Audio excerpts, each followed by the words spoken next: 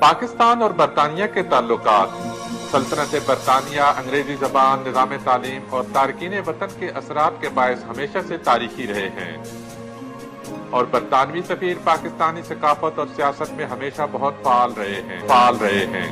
پاکستان میں برطانیہ کے حال ہی میں سبکدوش ہونے والے سفیر جناب ایڈم تھامسن اور ان کی اہلیہ فریبا شیرازی تھامسن کی پاکستانی معاشرے اور ثقافت میں گہری دلچسپی نے پچھلے تمام سفارتکاروں کو پیچھے چھوڑ دیا۔ یہ سفارتی جوڑا پاکستان میں سب سے زیادہ فعال اور متحرک رہا۔ ایڈم تھامسن نے 1978 میں فارن کامن ویلتھ آفس کو جوائن کیا۔ انہوں نے مختلف ممالک میں برطانیہ کے لیے خدمات سر انجام دیں۔ 1995 سے 98 کے دوران ایڈم تھامسن نئی دلی میں برطانیہ کے پولیٹیکل کونسل بھی رہے، اور 2006 سے 9 کے دوران انہوں نے ایف سی او کے جنوبی ایشیا اور افغانستان کے ڈائریکٹوریٹ کے ڈائریکٹر کی حیثیت سے بھی کام کیا۔ ایڈم تھامسن جنوبی سیاست اور معاشرت کو بہت اچھی طرح سمجھتے ہیں، اور ان کی اہلیہ فریبا شیرازی تھامسن آرکیٹیکچر اور آرٹ ہسٹری میں گہری دلچسپی رکھتی ہیں۔ ایڈم تھامسن نے جنوری 2010 میں رابرٹ برنکلے کی جگہ پاکستان میں برطانوی ہائی کمشنر کی حیثیت سے ذمہ داری سنبھالی۔ پاکستان میں تعیناتی سے لے کر اپنی مدت ختم ہونے تک ایڈم تھامسن اور فریبا اسلام آباد کے سفارتی حلقوں میں ایک نمایاں اور متحرک سفارتی جوڑے کے طور پر جانے جاتے رہے ہیں۔ فریبا تھامسن نے پاکستانی کنٹمپریری اور منیچر آرٹ اور آرکیٹیکچر میں بھی گہری دلچسپی لی۔ انہوں نے کئی مرتبہ national college of arts Lahore اور کراچی کے Indus valley school of art and architecture کے علاوہ نیشنل آرٹس کونسل اسلام آباد کے دورے کیے اور پاکستانی آرٹسٹوں سے ملاقاتیں کی۔ دسمبر 2012 میں ایشین اسٹڈی گروپ کی جانب سے منعقدہ ایک کانفرنس میں اپنی پریزنٹیشن میں انہوں نے منیچر آرٹ اور دیسی پاپ آرٹ کو دی آرٹ آف ایکسٹریمز قرار دیا۔ Miniature painting in Pakistan, it's an attitude and it's a voice. دونوں نے پاکستانی معاشرے اور ثقافت کا گہرائی سے جائزہ لیا اور پاکستانی آرٹ اور آرکیٹیکچر کے گرویدہ ہو گئے۔ Pakistan has great contemporary art, possibly better than India. Miniature painting in Pakistan is no longer a tiny little thing. It's on walls and floors, and it's in fabrics. آئیے Adam Thomson کی 4 سالہ مدت کے ختم ہونے پر ان کے پاکستان سے متعلق جذبات اور ہونے والے تجربات کے بارے میں جانتے ہیں۔ ناظرین السلام علیکم۔ I'm joined here by British High Commissioner Adam Thompson and his wife Fariba Shirazi Thompson, a diplomatic couple with huge visibility and significance in Islamabad, now returning back after almost 4 years of presence here in Islamabad. It's time to say farewell, but also time for an interesting discussion. A very warm welcome to you. Thanks, Moeed. What were your, it's 4 years, I have been in Islamabad and very active in media. In this 4 years, you were the most visible, the most active diplomatic couple in Islamabad. What were your feelings when you were coming to this country? Because this was the first time, both of you. Well, I was lucky because I'd visited Pakistan before and worked on Pakistan before, so I don't think I was too apprehensive. But being the British High Commissioner in Pakistan is quite a professional challenge, so I guess that was what what was on my mind. I don't know, for Fariba, setting up another home, I guess. Yes, and seeing what all this excitement was about. Adam was always passionate about Pakistan. So what were the anxieties? In generally when you are in London or anywhere in the West, you hear so much negative things about Pakistan. So what were the anxieties? I really wasn't at all anxious because Adam told me that it was all going to be brilliant. This is called British diplomacy. Diplomacy exists at home as well.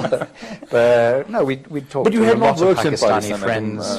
You had not worked in Pakistan? No, but I had worked in the region before, and as I say, I had worked on Pakistan, I'd visited Pakistan before. We knew Pakistanis, we had Pakistani friends, so we had some idea about what to expect. What were the challenges? What you were thinking that would be the key challenges when you were coming here? Well, for me, the biggest challenge is a professional one, is making a difference here for Britain and for Pakistan. I suspect for Fariba it is the the challenge of reinventing yourself yet again. Is that fair, Sue? It's absolutely, but also when we arrived here in January 2010, this was a no-child post. So we arrived thinking that our children would never be able to visit us here. But they have been visiting They you. have, yeah, things changed. It was fantastic. So they, we've had wonderful holidays. In fact, you travelled on to northern areas with them, I think. No, not quite. We went to Murray. That's it. We tried. No. So, We what drove were to the, Lahore but, with but them. Fariba, what were the other experiences before visiting? What were the other countries you were before coming to Pakistan? Well, we met in India. We lived together in Brussels. We served in Washington, New Delhi again, and New York. No, I'm just sort of up for anything. Really. When you first met in New Delhi, when? January 1982. So, quite a while ago. So what were you doing there? I assume Madam must have been a diplomat there. No, actually, he wasn't. He was visiting his parents. Yeah, I was on holiday from my job in the British Embassy in Moscow. The Indian winter is a lot nicer than the Soviet one, believe me. So what were you doing? I was visiting my sister who lived in Delhi at the time, and learned French, learned English. I had a wonderful Scottish teacher in Delhi. Since you have lived in India, and India and Pakistan are supposed to be very similar yet different, what do you think, after living in Pakistan and after living in India, in what respects you found, from your experience, the Indian society being similar to the Pakistani society? They're very similar, really. But maybe it's because of my personal experience that I felt welcome in both places. I was very happy in both. We had more freedom to travel in India, but then the children were little, and so we couldn't really travel. What are the differences? I don't know. I'm tempted to use the phrase that somebody used of Britain and the United States. Two nations divided by a common language. That actually there is a tremendous amount in common between Pakistan and India. We've found, maybe it's just the role we've been playing, but we found Pakistan very warm, very open, very easy to engage with, and that's been an absolute delight. So we're lucky. We actually met at a Sarod recital in New Delhi. We're both therefore very fond of, have always been, of the classical traditions of the subcontinent. Wonderful music, wonderful civilizations. Pakistan doesn't dwell enough on its rich pre-partition history, in my view. But it's also true, and we've spent a lot of time here in Pakistan celebrating it. Pakistan has great contemporary art, possibly better than India. What other regions of Pakistan and cities you spent more time after Islamabad? Well, as Fariba was saying, we haven't travelled as much as we should have, or as we would have liked to. So it's mostly been Karachi and Lahore, two completely amazing South Asian cities in their very different ways. And how do you compare them, Fariba? Oh, they're so different. They're so different. So different. In what respect? Oh gosh, Lahore is my favourite city. I can't hide it. It's. What is the thing that inspires you about Lahore? Why do you like Lahore so much? I think it's the architecture. It's the architecture. And I relate to it as an Iranian as well. I love it. And that sense of sort of excess, and it's a little too decadent, a little over the top. But I look at the elegance of the ladies and the way people care about food and interiors and elegance of the gardens. ladies is a very interesting term. Yes, absolutely, yes. Adam, how do you compare the feverish energy in Karachi with the history and the imperial background of Lahore. Yeah, well, I was going to say, I love Lahore, but I need to put a word in for Karachi as well, because it is one of the world's great cities. It's very raw, and it was only 350,000 people, I think, at independence in 1947. Or perhaps even less than that. So it's grown tremendously, and it's all very recent. But it is New York to Islamabad's Washington D.C.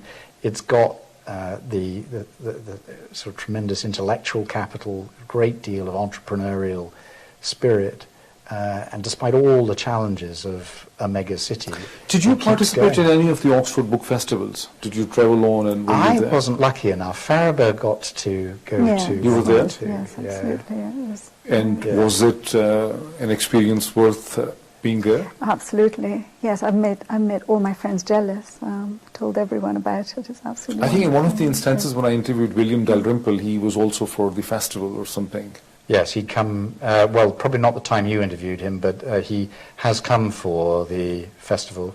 And that's been, if I may just blow a little British trumpet, the British Council was the moving spirit for the Karachi Literature Festival, and others have taken off inspired by that example. So we can celebrate Pakistan's contemporary literature, which is cutting edge, exciting, vibrant. Don't neglect, please, Pakistan's contemporary art and visual arts as well, because one of the things that has most excited us, Faraba can talk about this better than I, is the work that's coming out of these two great institutions, the National College of Art and the Indus Valley School. Really, which painters, which artists you liked in Pakistan? I can't name names. I'm a huge fan of all of them. But, like Mashkoor, for instance. Well, I'm looking at something that's perhaps a little more cutting edge, but it is so good that 5 years ago, long before we knew we were coming here, I signed up for a course at SOAS in London on contemporary art of Pakistan, and there are already academics who specialize in that, and the world knows about it, and I think Pakistan should be proud of it. It's amazing. You've got, I'm sorry to interrupt, but you've got Pakistani contemporary artists who are winning really significant international recognition, but who are not that well recognized here in Pakistan. It's been a real pleasure for us to surround ourselves in this house where we entertain 9,000 or 10,000 people a year, lots of Pakistani contemporary painting and other works. So if I move a bit into politics, which is your area, what was the toughest challenge as a British High Commissioner in Pakistan in almost 4 years when you actually thought that this is bad? It would be indiscreet of me to reveal the worst particular moment, but yes. There have been one or two exciting moments when I feel really earned my salary, but there have never been any really anxious moments, because I fancy I can say, this may be just me imagining, but that relations between Britain and Pakistan have just got better and better all through the period that we have been here. And I'm proud. I think that Faraba and I, between us, partly because we've tried to engage very much with the country, have laid some really good foundations. But how do you react to the Pakistani media's often charged sort of allegation that British High Commission is often the fulcrum and the focus point, not for Fariba, but for you, this question is that the British High Commission is often the fulcrum and the focal point of Pakistan's domestic political transitions as well. I mean, the British High Commission is very active. Happily. Is this true in the first place? No, it isn't. Not really. I mean, Pakistan attributes much more power to the outside world than is ever actually exercised. What happens in Pakistan is the responsibility of Pakistanis. But the United Kingdom did play a role. Indeed, I was a part of it in London in the return of democracy, 2007, 2008. When you were the director of the South Asia and yes, Afghanistan. guys, I saw a lot of Benazir Bhutto in London, for example. I think happily I can say that this is no longer becoming the case. It's becoming no longer the case that Pakistan is as open to influence, because although ordinary Pakistanis probably don't see it in all the trouble and strife of everyday life, things are actually stabilizing here, and Pakistan... Do you feel so? Do you think so? Definitely over our 4 years, yes. And how do you define things stabilizing, things calming down? How do you define that? Well, I look at you guys in the media, and you're getting excited about much smaller things than you were excited about in 2010 when we arrived, for example. Institutions are growing up a little bit. It'll take time, but real progress has been made. And I'm sorry, because this is not always of great interest to Farah, but one last point is just that, this transition through elections, which we did vocally support, to another civilian government, has laid the foundations for democratic continuity, and that is really, really important for this country. It may sound a bit abstract, but it means day-to-day bureaucrats assuming their ministers are going to be running them for the next 5 years, the ministers believing that they are in charge for the next 5 years, not always looking over their shoulder, recognizing they have to take decisions to make the country better by the time the next elections come. That's really powerful. What were the moments when you found the High Commissioner, Adam, really worried about something? My favorite place is a very, very special private sort of museum. It's called the Fakir Khana Museum in the old city, just inside the Party Gate. And I honestly believe that this country will overcome its violent extremism. Nazim, welcome back. I'm joined here by the outgoing British High Commissioner Adam Thompson and his wife Fariba Shirazi Thompson. We connect back to where we were talking. Fariba, when you say the architecture of Lahore, what precisely do you mean? I mean, what places come to the mind? Well, the whole of the old city, I mean, obviously it's a World Heritage Site, and it is the capital of the Mughal Empire, and it's a shame that I think Pakistan isn't more visibly proud of it. There's so much that I can only dream about doing with that architecture. But there is. And Adam, did you guys went to Cuckoos and other places in the old part of Lahore? Well, we went to as many parts of the old part of Lahore as my security guys allowed me to go to. So yeah. My favourite place is a very, very special private sort of museum. It's called the Fakir Khana Museum in the old city, just inside the Party Gate. And it's my impression that you also visited National College of Arts many times. Very, very much. It's one of my favourite places, absolutely. And why it's your favourite place? Well, it's where this incredible art of miniature painting is taught. The old-fashioned sort of medieval way, and not just technically, but also in the sort of ideological way. There's this sort of ustad and shagird sort of relationship, and there's a proper maktab, there's a proper school of miniature painting that, and there's nothing like that in the region. How do you compare, when you visited NCA so many times, how do you compare this miniature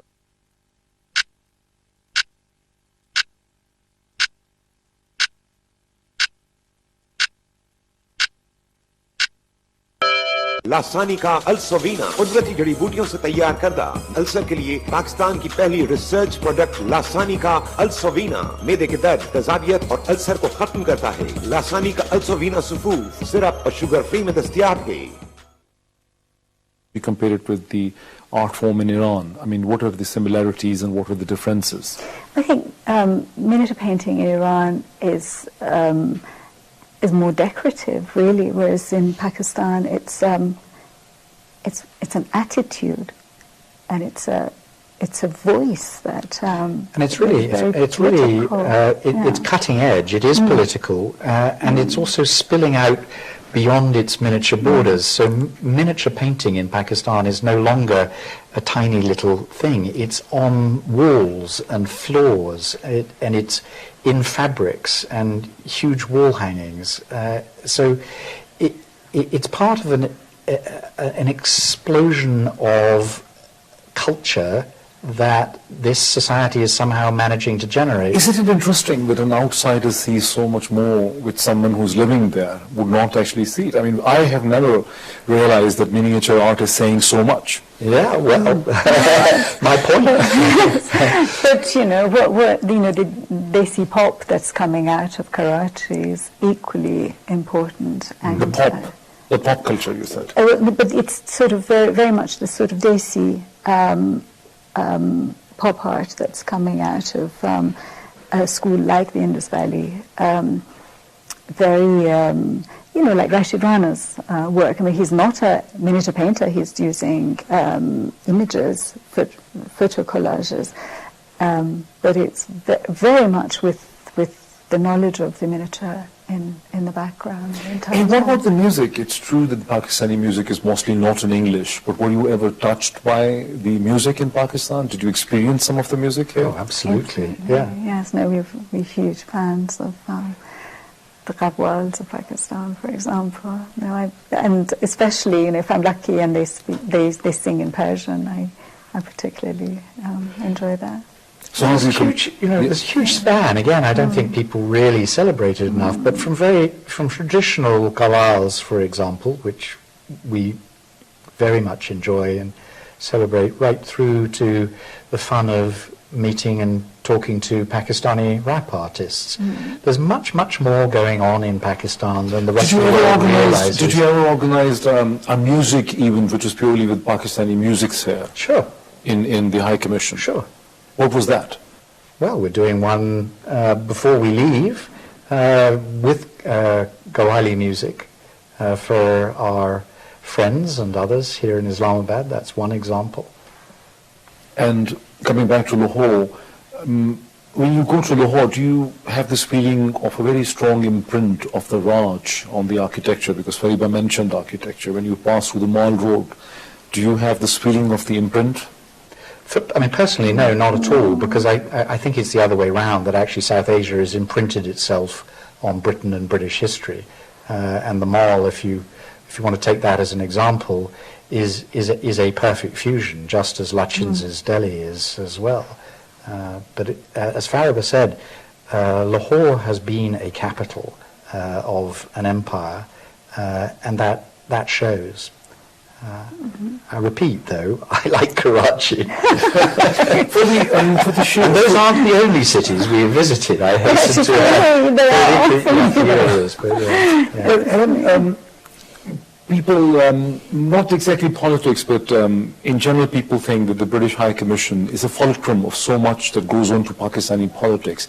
Do you think this is the right impression? Is this how you also think that the British High Commission somehow is connected with the domestic politics in Pakistan? Well, it certainly can't ignore the domestic politics, and I don't think any diplomat, British or other, in any country, Pakistan or anywhere else, is doing their job unless they're understanding the politics, the domestic politics of the country.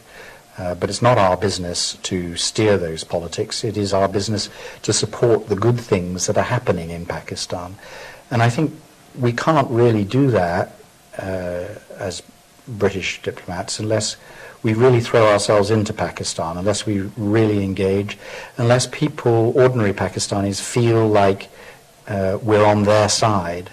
And doing that over the last 4 years has been huge fun and made enormously more enjoyable and easier for me as a Brit, with Fariba as my wife, understanding the region, understanding the language, the history of the culture and so on. Mishal Hussain of the BBC once very generously, kindly described Fariba as my secret weapon, and I think that's true.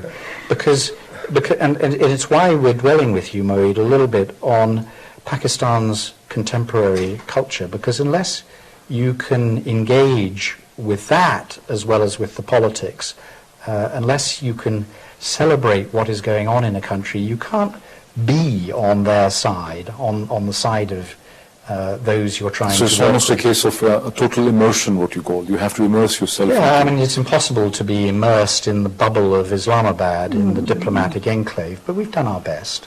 Yeah. But since you have been the secret weapon in the last almost 4 years, what were the moments when you found the High Commissioner, Adam, really worried about something? Tense moments. No, he's never really lost his cool. I can't think. As I was saying to you, James Bond isn't the best example. Shaken occasionally, but not stirred. Were there any moments which were difficult, I mean, in almost 4 years? I'm sure if I asked Richard Olson this, he has many moments. Yeah, Rick probably does. But actually, for me, there are occasional moments when my staff have worried about the security situation, for example. And we've had to give them reassurance. I myself have never worried about it. I've felt very well looked after by the Pakistan authorities as far as our security is concerned.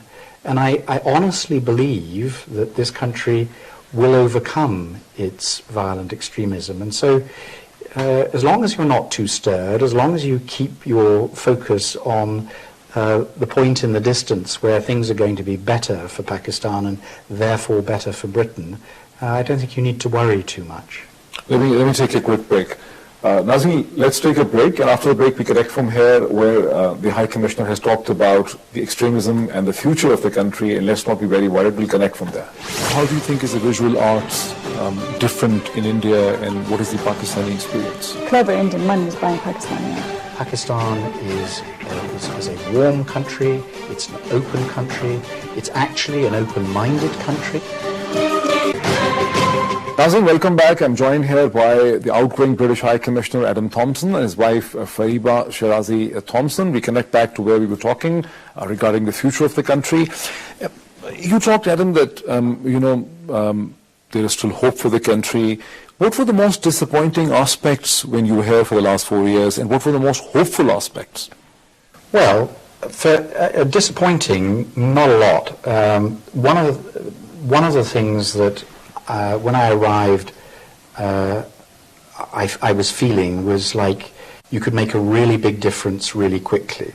And I think I've learned that in any serious country that's not possible, because there are cultures, there are habits of thinking and so on that change relatively slowly.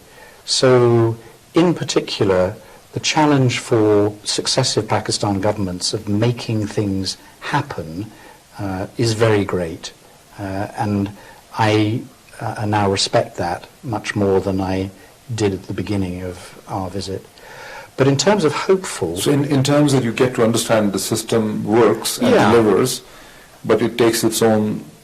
You have to, I think, again, any country, but especially Pakistan, you have to learn to work with the grain.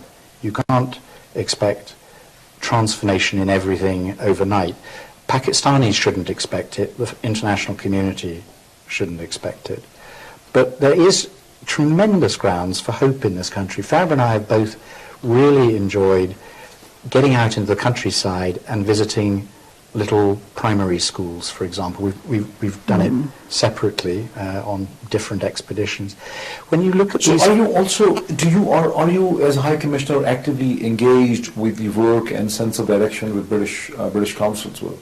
I talk intensively with my British Council colleagues as I do with my DFID colleagues, Department for International Development colleagues, yeah. So what happened? What were the major milestones in the last 4 years in terms of British Council and DFID? A couple of things with the British Council that I think have been very exciting. One is their engagement on English language teaching. I don't believe Pakistan can flourish unless it equips itself educationally for the very competitive global market. And the British Council is working over a period of time to train 300,000 teachers of English in teaching English better. That's terrific. It's also been really nice for Farab and I to see the British Council reviving the cultural strand of their work, which is great. So what was your interest in the whole? in the education area? I Visited number of schools, you've been going to colleges. Actually, really looking at the work of the PPAF, Pakistan Poverty Alleviation Fund, and I was really lucky. I was taken around some of the primary schools that they work with. I've never been so moved in my life. They're amazing. And one of the great things about this country is that all the kids are bright-eyed and bushy-tailed. And what is it supposed to mean? It means that they're full of zest. They have an appetite for life. They're brimming with optimism. Another great British Council program is called Active Citizens, which is working with sort of 16, 17-year-old kids building leadership skills. And my goodness, they're impressive here in Pakistan. So young Pakistan gives us plenty of hope for the country. Fariba, initially when we were talking, you mentioned visual arts. What was the thing that struck you about Pakistani visual arts? With the subject, the technical excellence, the dedication of the artists, they're not in it for the money. Genuinely, all the young artists I meet are interested in growing and developing, and it's wonderful that the galleries that they work with or the teachers are giving them that space. Adam, but both of you also lived in India. How do you think is the visual arts different in India, and what is the Pakistani experience? Well, I'm not sure I'm completely up to speed any longer with what's going on in India. I can tell you that clever Indian money is buying Pakistani art. What is there it? You go. And also about the textiles you were mentioning that Textiles are a particular passion of mine, and I've worked on textiles, commercial fields like an auction house or museums, and the textiles of Pakistan are phenomenal. Really, every village has a different stitch, has a different color palette. I wish I was able to travel and record things. Every village, you said every village has a different color palette. You mean that every village is producing something which is a little bit different from the one next door? It's absolutely, astonishing. The different communities that, obviously, produce totally different things. And this is your observation in mostly Punjab, or you? Actually in Sindh as well. There are Hindi communities in Sindh that have the world's most beautiful textiles. There was an exhibition at the V&A some years ago. It was called The Colours of the Indus, and the V&A are now organising an exhibition of Indian textiles. And if I have any influence, I want to make sure that they don't limit it to the borders of India. What Fariba is talking, Adam, this doesn't fall into any of the areas of interest with British Council, for instance, or does it? Probably not, but it does fall into my area of interest, because if you're going to do justice by a country, you need to do your best to understand it. And as I say, Fariba's my secret weapon on that. So here she is talking about the tremendous cultural diversity that Pakistan has that is not at all well recognized outside Pakistan. Why do you think so? Why it is so? Well, because Pakistan gets stereotyped in the international media for very understandable reasons of violence, terrorism and so on, from which this country has suffered terribly. But it isn't the whole story about Pakistan. It's only a tiny fraction of the story about Pakistan, either in terms of Pakistan's history and the richness of that, or in the breadth of Pakistan's cultural and social diversity. And if you want to make a difference in a country, you need to understand its diversity and be able to engage with that. Pakistanis, Adam, what will you advise the Pakistanis, my viewers, that some of the understandable problems, for instance, of terrorism might take a while before they settle down. But what can Pakistanis do to let the world understand Pakistan, its plurality, its diversity, its depth better? Well, I'd say, because I've done quite a lot of this myself back in the United Kingdom, is tell Pakistan's story with confidence. There are good things to be said about this country, many good things. We've been talking about some of them in this discussion.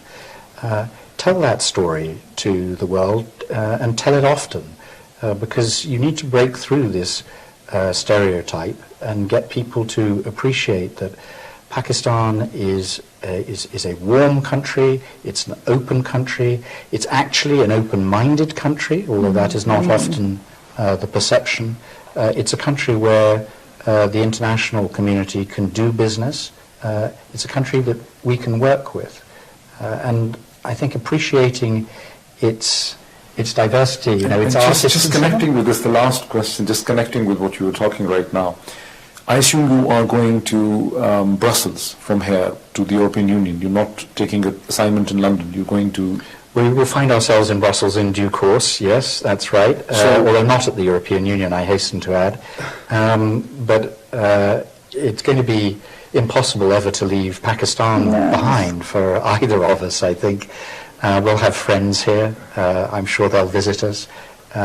We'll follow what is going on in this country. Inshallah, if I survive the diplomatic service and go on to another career, I fully expect it will have a Pakistan dimension to it.